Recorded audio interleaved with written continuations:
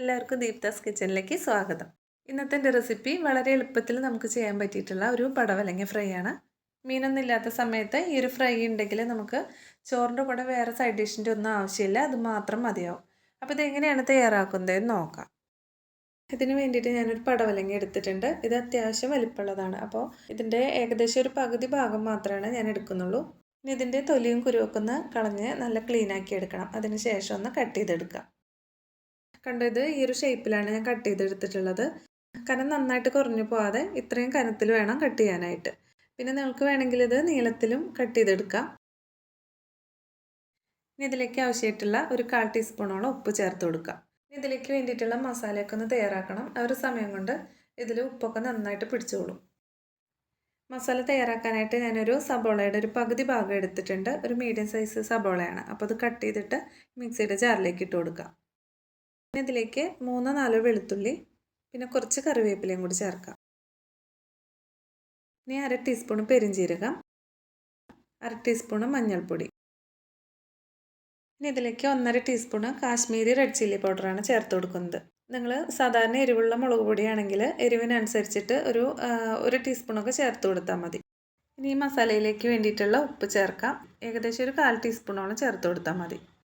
ഇനി ഇതിലേക്ക് 1/2 table spoon cornflour ചേർത്ത് കൊടുക്കാം. ഇനി 3/4 ടേബിൾ സ്പൂണോളം ചെറുനാരങ്ങ നീര് ചേർത്ത് കൊടുക്കാം. അപ്പോൾ ഈ ഒരു ഫ്രൈയിൽ ചെറിയൊരു പുളിപ്പ് രസമൊക്കെ ഉണ്ടെങ്കിൽ നല്ല ടേസ്റ്റ് ഉണ്ടായിരിക്കും. ഇനി ഇതിൽ വെള്ളമൊന്നും ചേർക്കാതെ നല്ല പേസ്റ്റ് പോലെ അരച്ചെടുക്കാം. കണ്ടത് വെള്ളമൊന്നും ചേർക്കാതെ തന്നെ സബോളയുടെ ഒക്കെ നനവിൽ നന്നായിട്ട് അരഞ്ഞു കിട്ടിയിട്ടുണ്ട്.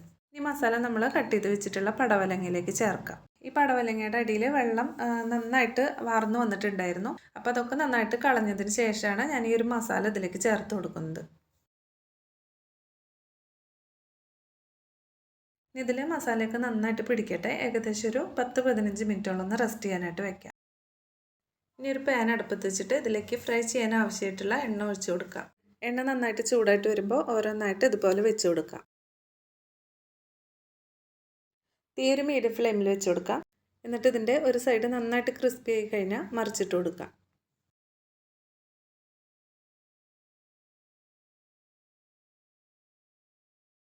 ഇപ്പോൾ ഇതിൻ്റെ 2 സൈഡും നന്നായിട്ട് ക്രിസ്പി ആയി കിട്ടിയിട്ടുണ്ട്. അതുപോലെ എല്ലാതും നമുക്ക് വറുത്തെടുക്കാം. ഇനി എല്ലാതും ഒന്നിച്ചങ്ങ് വറുത്തെടുക്കുകയാണ്.